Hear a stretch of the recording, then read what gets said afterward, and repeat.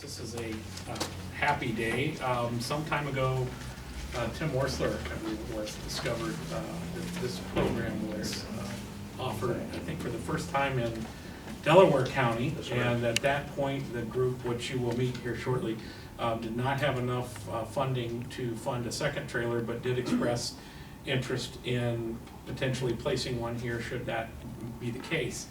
I think that sometime later, one of you did reach out to Tim and indicate that funding had become available and that this was a possibility should the board be interested, which we brought this item to you and you expressed interest. And then John certainly was interested in making this happen. So I'll maybe turn it over to them to describe exactly what the pet disaster relief trailer is, kind of what the genesis of it was, and what the hope and goal to have this kind of a great resource available to not only Stark County, but surrounding counties in Northeast Ohio. And gentlemen, maybe you could introduce yourselves and also tell us what organization you are from. And, I'm Joe Caton from Columbus, and I'm here to represent the Mastiff Club of America, who was one of the donators for the trailer. My name is John Carlson. I'm the Vice President of the Central Ohio Kennel Club in Franklin County. My name is John Green, and I'm the delegate to the American Kennel Club for Central Ohio Kennel Club. And I have chaired the fundraising in Ohio for AKC Reunite, the charitable arm of the American Kennel Club.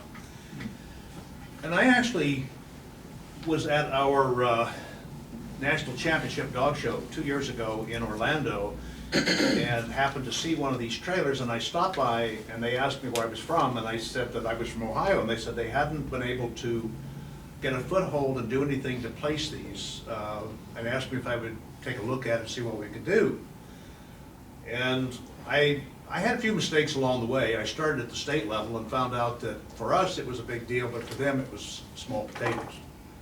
So I started to rethink it, and I started at the bottom. And when I first went to see the Delaware County Commissioners, the first question was, well, what's the catch? There is no catch. We are donating these trailers. They are what any attorneys in the room will know that this is what we call a completed gift. We're turning it over. It belongs to you. You get to deploy it. You own it. We learned about the need for these kind of the hard way with Hurricane Katrina. We had roughly 70% of the people who needed to be evacuated who would not leave their pets. This received national media attention. The end result was a bilateral effort to pass Public Law 109-308, which then became called more commonly the PETS Act, which is part of the Stafford Act. It requires FEMA to provide not only for the citizenry, but for their pets in the time of a FEMA-recognized disaster. We also recognize the fact that not all disasters are going to be FEMA-recognized. There may be an apartment fire, there may be a train wreck, a gas line explosion, any number of things that don't come to the attention of FEMA where you may need to deploy a trailer. John Barber and Tim Worsler recognized very early on when I contacted them the magnitude of what they could do with this if something were to happen. We all hope that nothing will happen, but if it does, we're prepared. These trailers really are not necessarily the idea of the American Kennel Club, but some of our operations offices in Raleigh. And North Carolina has a tendency to have hurricanes. So some of our folks met with the people there and said, what do you do? And so what we ended up doing was piggybacking on their experience, and we took the trailer concept they had and expanded it to this. Then we went out to the members of the American Kennel Club delegate body and asked them to start spreading the word. So each of these trailers is a fully contained kennel for up to 65 dogs. Does not have perishables in it. You can get food or water wherever. But you can back this trailer up to a building. You can drop the ramp, roll out the carts. Everything is on carts. You can wheel it into a building, set up the crates. You can register the dogs. You can microchip the dogs. It's got hoses. It's got cleaning supplies. It literally has everything that you would find in a kennel. And you can operate from this. And if the power's out, there's a generator inside, even the trailer itself is fully wired for electricity and lights. So that's it. This is number 2. I'm working on number 3 and 4 already for Ohio. Tommy Dog, we just found you a new home. So that, because of the distance and the geographics, many of the people couldn't come in the middle of the week, but these two are gracious to come along and keep me in check while we do this. So What's that's something like it. this cost? I'm sorry, What do they cost to put them together? $23,000 per trailer. Wow. Now, is this funded by FEMA or by No, your we- organization? Our members. These guys. I'm, Okay. I'm an insurance agent. I went out and asked for the check. And How many members do your groups represent? Our club has 92 members in it. But we, as you can see from the logos, we have that number of clubs who gave at least $1,000 toward the cost. We have other smaller clubs that didn't have much money. Now let me mention the fact that McKinley Kennel Club here in Kent is a club to which I used to belong when I lived here.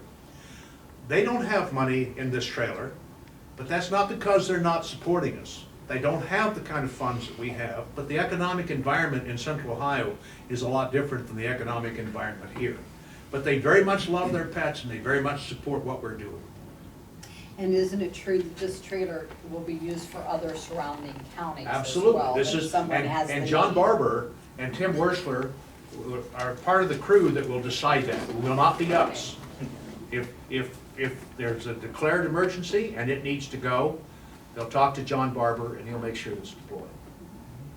Now, we had the first trailer at our dog show in Columbus at the fairgrounds.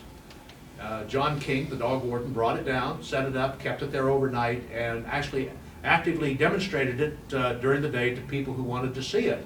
But we had the tacit understanding that if something came up, we had to be prepared to attach that to the truck and go. So we kept the area clear around it so that we could move it out in a hurry if we needed to. Like I say, we hope we never need it, but if we need it, you're prepared now. John, where are we gonna store this? Did we decide that? Or we're gonna Warden's store it? office and in the barn behind. Yeah, it's actually in the Inside the- storage building. inside The Browns barn Right. behind them. Right, it's there now, that's where it's parked in the brown building behind our facility, so. Well, actually, now it's in the alley, right now, Yeah, this really moment. downstairs, But yeah. it's all locked up and everything, It is, it's Okay. completely secure, they made sure that, and they sent keys and it was all locked up and everything, and I gotta tell you, and Tim can certainly echo this, is that, you know, my background was in Homeland Security and Emergency Management as well as Tim's, and when the Stafford Act came out and said you had to take care of these pets, obviously, in the federal government's infinite wisdom, they didn't attach any money to that mandate. And so we struggled with that, and as John explained it, at Katrina, they literally, people died because they wouldn't leave their pets, and there was no rule to deploy those pets and to find housing for them. And so you struggled. Then there was another hurricane that happened in Texas, which the Stafford Act was then allowed, and what they did is they had animal pet boxes at the train stations, at the bus stations, and when you showed up with your pet, they were able to actually transport those animals to a safe location. So, you know, they were a little more accommodating to that. But like in any other piece of equipment, if it's called upon, you know, and Tim will probably be working on that with the other counties as far as the MOUs for deployment, because it would be deployed through his office, obviously, and it would be with an MOU and an understanding of any equipment that was used or it would be then replaced under the MOU. So.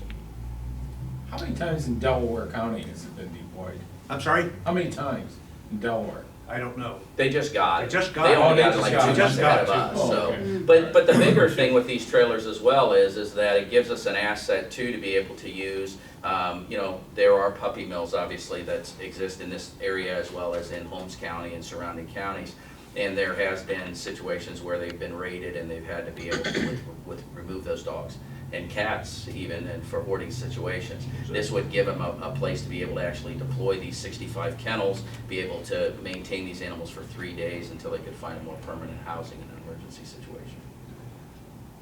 I should mention that I spent this past Saturday in Orlando working on the AKC Disaster Relief trailer display at the AKC National Championship Dog Show. And I can tell you, first of all, that pavement doesn't get any softer when you stand on it for 8 hours. But secondly, I was stunned at the number of people who really didn't quite understand the trailers. They thought that, they were disappointed that it wasn't a whole kennel, that you just simply open the door and put dogs in the crates. We also found out we have 39 of these deployed now in just 2 years. We have 12 more that we're getting ready to deploy, that they're being built right now. Each one's built individually, and each one is stocked individually, and everything in those trailers, as John can probably attest, is very high quality. It is, and even the kennels are all collapsible. The hoses, there's, you know, the ability to disinfect them, obviously, and clean them to return them back to service and that type of stuff.